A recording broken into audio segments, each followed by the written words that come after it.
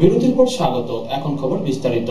হয়তো সমুদ্রের অতলে তলিয়ে গেছে এয়ার এশিয়ার নিখোঁজ বিমান। সোমবার এক প্রেস বিবৃতিতে এমনই আশঙ্কার কথা জানালেন ইন্দোনেশিয়ার national search and rescue agency প্রধান।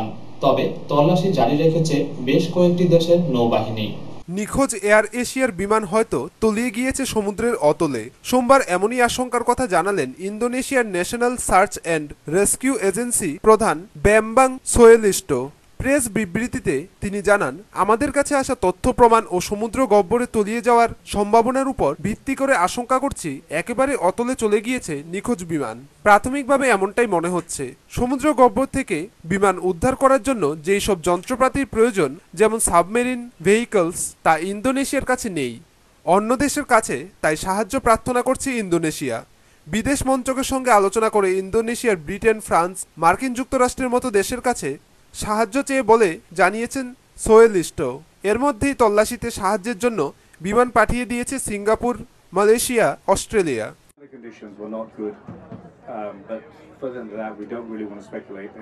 Agak ke selatan sedikit, kira-kira 100 nautical mile dari Tanjung Padang. এরই মধ্যে হঠাৎ আশার ঝিলিক। রবিবার অসংখ্য যাত্রী নিয়ে সিঙ্গাপুর রওনা হয়ে মাঝপথে বেপাত্তা এয়ার এশিয়া জেট বিমানের সন্ধানে তল্লাশি অভিযানে নামা একটি বিমান সমুদ্রের বুকে কিছু বস্তু ভাসতে দেখেছে বলে শোনা যাচ্ছে।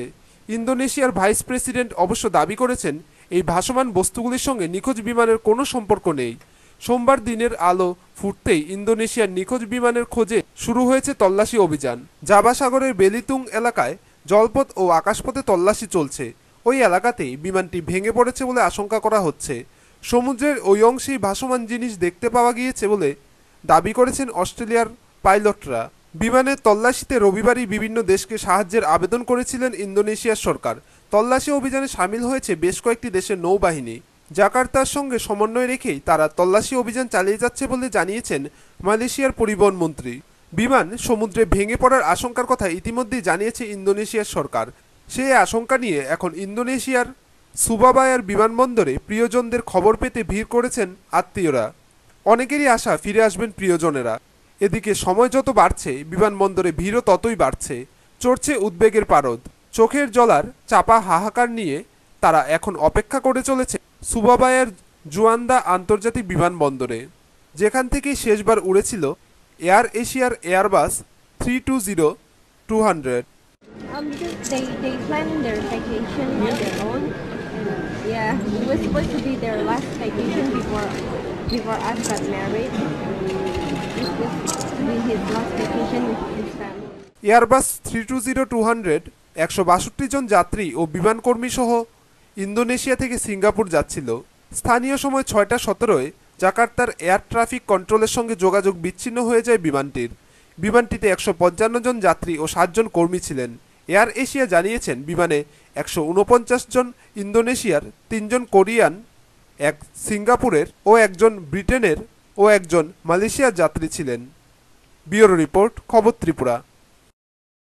বেঙ্গালুরু বিস্ফোরণকে সন্ত্রাসবাদী হামলা উল্লেখ করে তার তদন্তের ভার দেয়া হবে এনআইএর হাতে, তা জানিয়ে দিল কেন্দ্র। দিল্লিতে এক উচ্চ পর্যায়ের বৈঠকের পর একথা জানান কেন্দ্রীয় স্বরাষ্ট্রমন্ত্রী রাজনাথ সিং।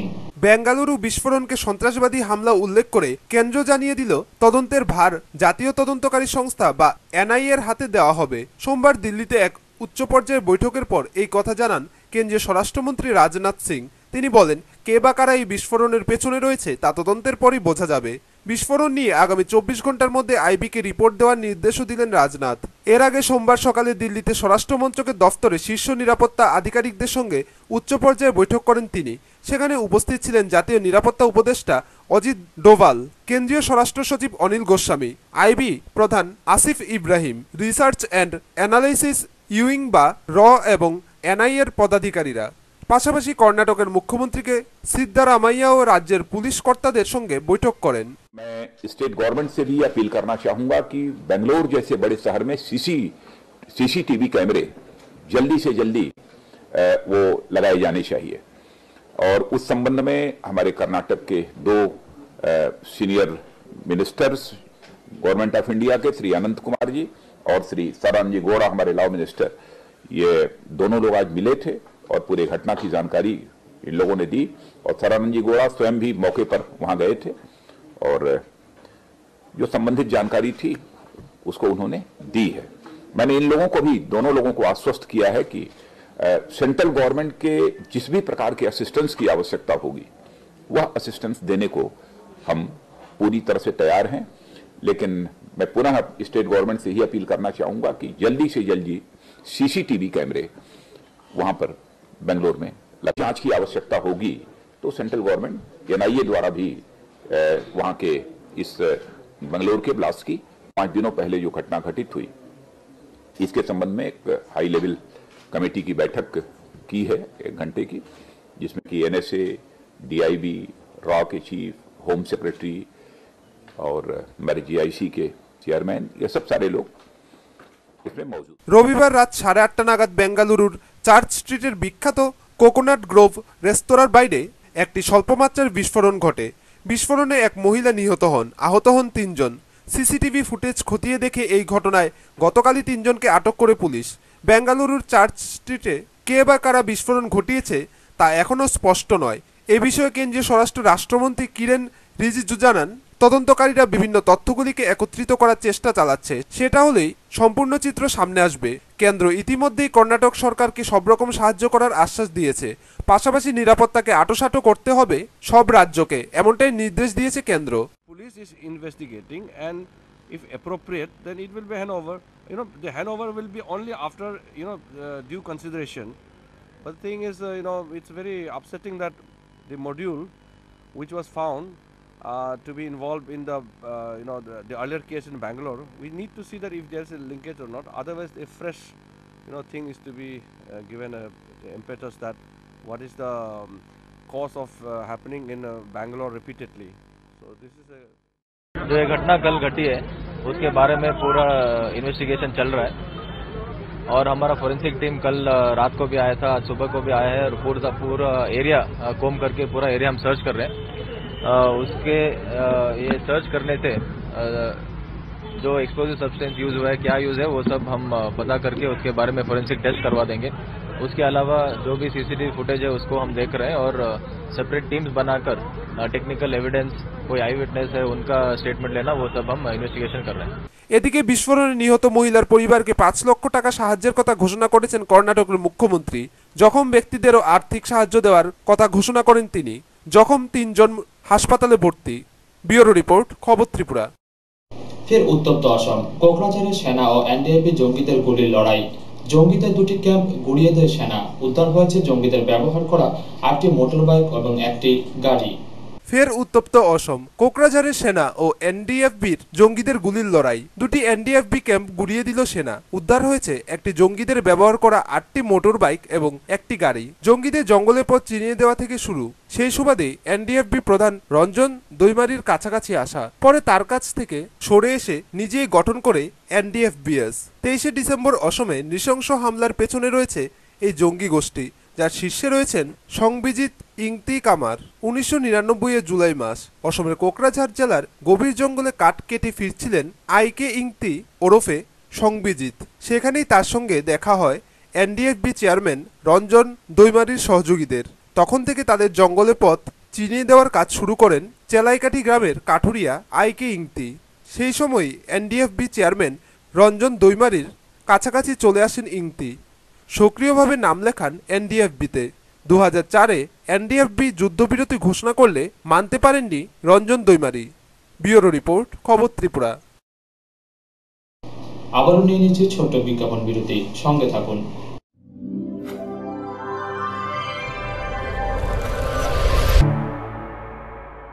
বিরতির পর আবারও স্বাগত।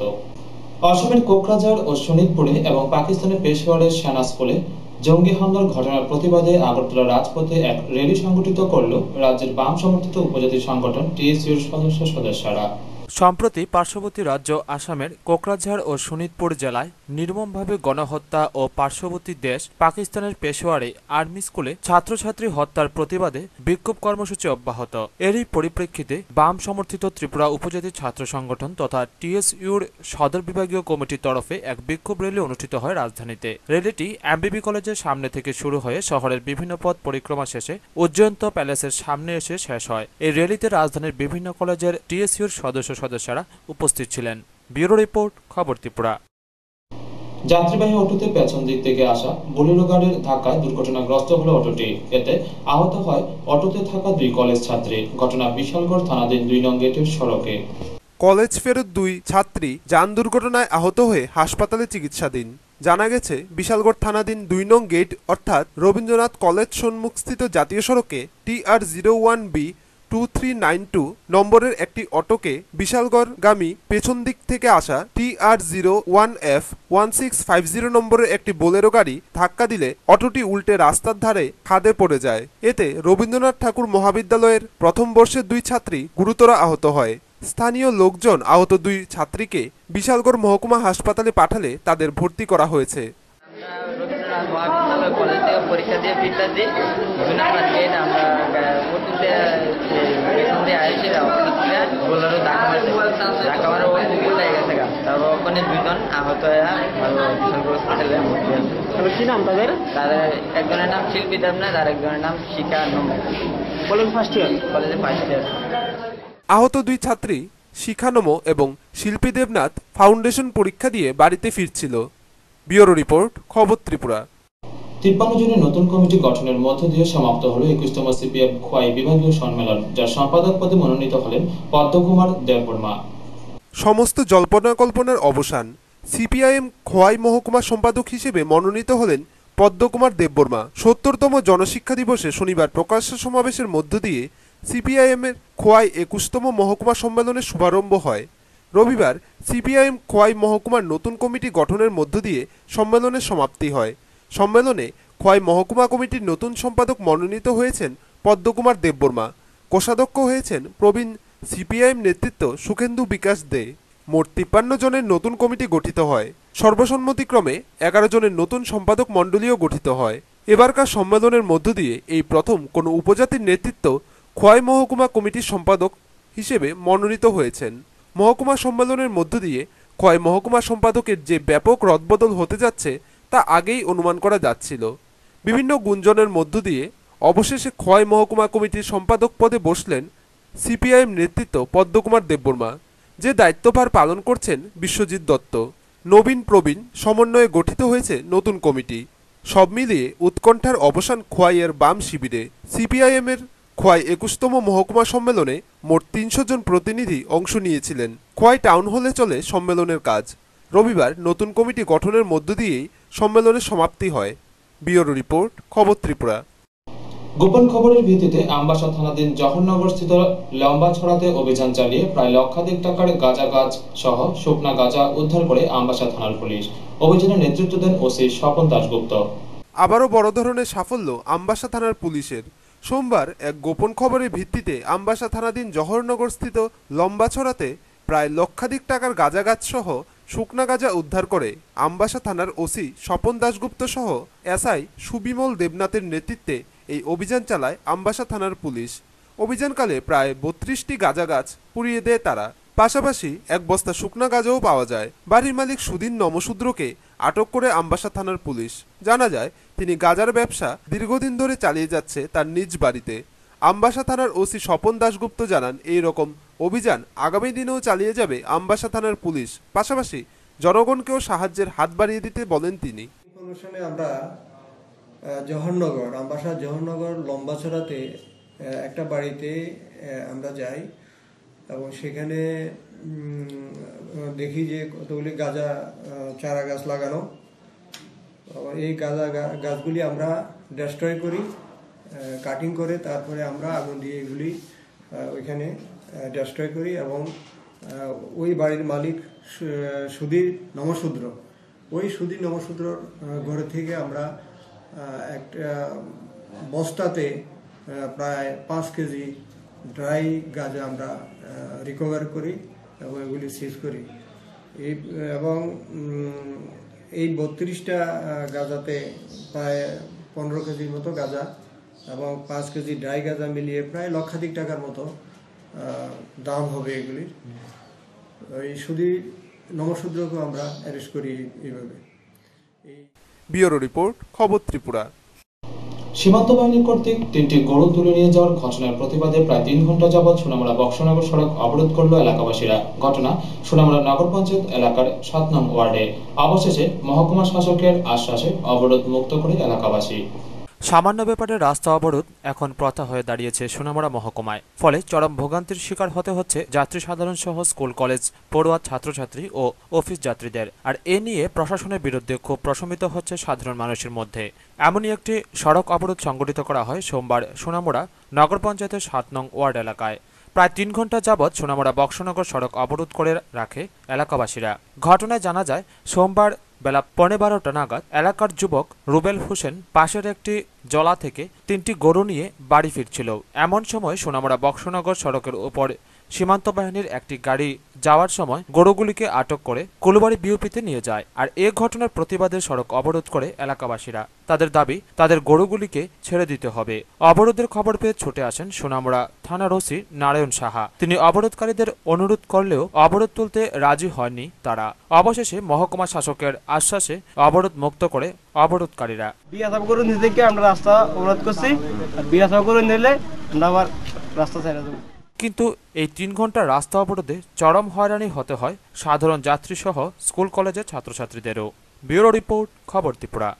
সামাজিক অবক্ষয় সম্পর্কে মানুষকে সচেতন করার লক্ষ্যে রাজধানীতে এক এনজিও গঠনের সিদ্ধান্ত নিল যুবক যুবতীরা, যার নাম দেওয়া হয়েছে stop all kinds of violence. রাজধানীতে এক মৌন গণ অবস্থান সংগঠিত করে সংস্থার সদস্যরা। সম্প্রতি পেশোয়ারের স্কুলে ছাত্রছাত্রীদের বর্বরচিত হত্যার ঘটনা বা অতি সম্প্রতি আসামের 3 জেলায় নিরীহ উপজাতি অংশের মানুষের উপর আক্রমণের ঘটনা, তাছাড়া প্রায় প্রতিদিন দেশের কোনো না কোনো প্রান্তে ঘটে চলেছে নারী শিশুর উপর ধর্ষণ ও নির্যাতনের ঘটনা। সবকিছুতেই সমাজ ও মানবজাতির ক্ষতি হচ্ছে। প্রতিদিনের এই সকল বিক্ষিপ্ত ঘটনা ভাবাচ্ছে দেশের যুব সমাজকে। এই সকল ঘৃণ্য ঘটনা সম্পর্কে মানুষকে সচেতন করতে ও সমাজকে মুক্ত করতে এবার দৃষ্টান্ত সৃষ্টি করল ত্রিপুরা রাজধানী আগরতলার কিছু যুবক যুবতী। সামাজিক এই অবক্ষয় সম্পর্কে মানুষকে সচেতন করার লক্ষ্যে তারা একটি এনজিও গঠনের সিদ্ধান্ত নিল। Stop all kind of violence নামক একটি এনজিওর মাধ্যমে তারা নানান সামাজিক অপরাধের বিষয়ে সাধারণ মানুষকে সচেতন করার জন্য কাজ করবে। তাদের এই এনজিও গঠনের পদক্ষেপ হিসেবে রবিবার সন্ধ্যায় তারা আগরতলা সিটি সেন্টারের সামনে মিলিত হয় ও সকলের হাতে হাতে মোমবাতি জ্বালিয়ে মৌন গণ অবস্থান করে। তারা আগামী দিনে দেশের এই কাজের জন্য সমাজের সকল স্তরের মানুষের সহযোগিতাও কামনা করে।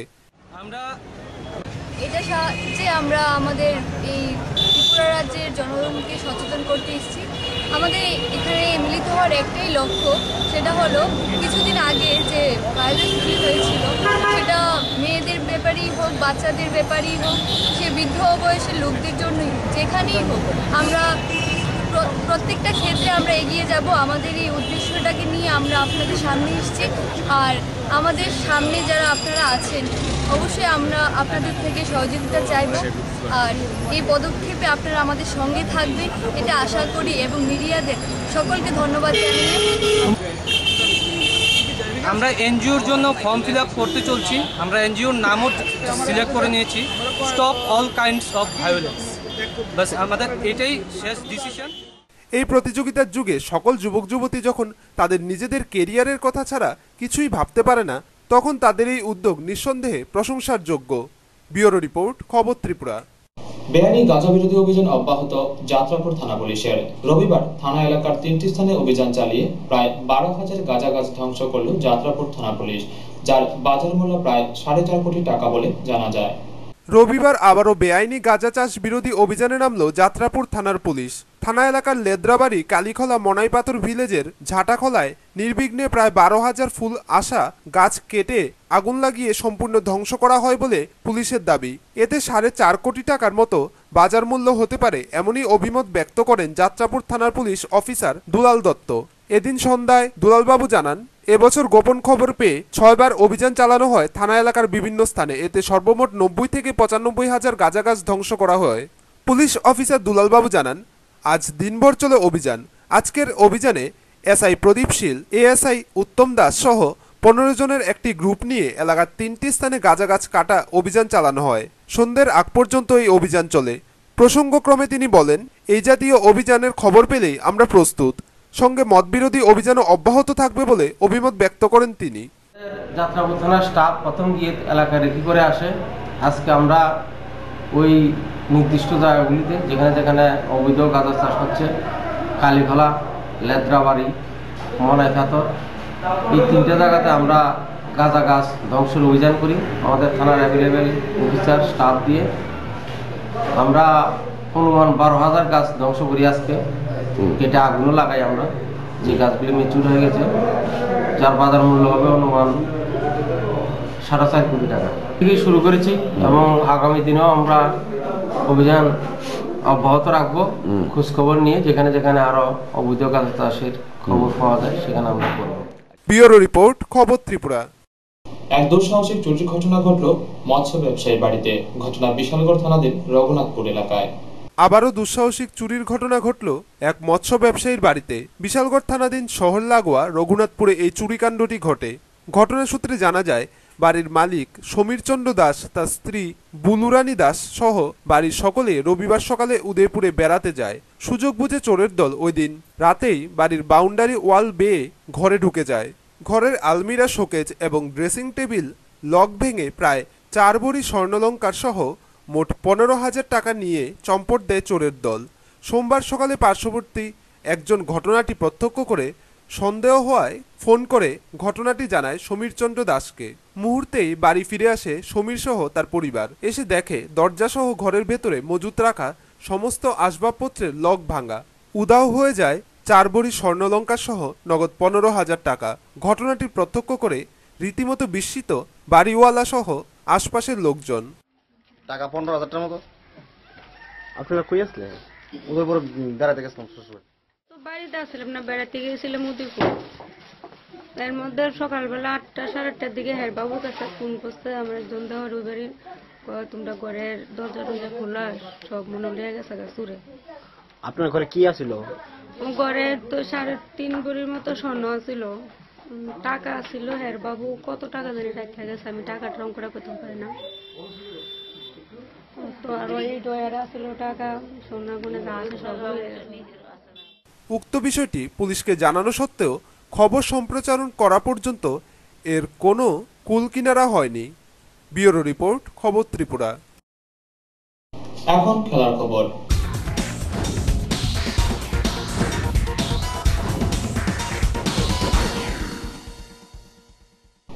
এসএফআই এর 45তম প্রতিষ্ঠা দিবস উপলক্ষে 6-a-সাইড ক্রিকেট টুর্নামেন্ট অনুষ্ঠিত করল উদয়পুর শহর ও শহর মধ্য অঞ্চল কমিটি। প্রতিযোগিতায় মোট 8টি দল অংশ নেয়। এসএফআই এর 45তম প্রতিষ্ঠা দিবসকে সামনে রেখে বিভিন্ন কর্মসূচি চলছে গোটা রাজ্যে। প্রতিষ্ঠা দিবসের কর্মসূচির অঙ্গ হিসেবে উদয়পুর শহর ও শহর মধ্য অঞ্চল কমিটি সোমবার অনুষ্ঠিত করল 6-a-সাইড cricket tournament. Udaipur KBI school মাঠে অনুষ্ঠিত প্রতিযোগিতায় মোট 8টি দল অংশ নেয়। খেলোয়াড়দের ব্যাপক অংশগ্রহণের মধ্য দিয়ে অনুষ্ঠিত হয় এই প্রতিযোগিতা। প্রতিযোগিতাকে কেন্দ্র করে দর্শকদের উপস্থিতি ছিল লক্ষণীয়। শহর মধ্য শহর অঞ্চল কমিটির উদ্যোগে ভারতের ছাত্র ফেডারেশন এসএফআই এর 45তম প্রতিষ্ঠা দিবস উপলক্ষে আমরা এক প্রীতি ক্রিকেট টুর্নামেন্টের আয়োজন করেছি। এখানে প্রায় 8-10টি টিম অংশগ্রহণ করেছে।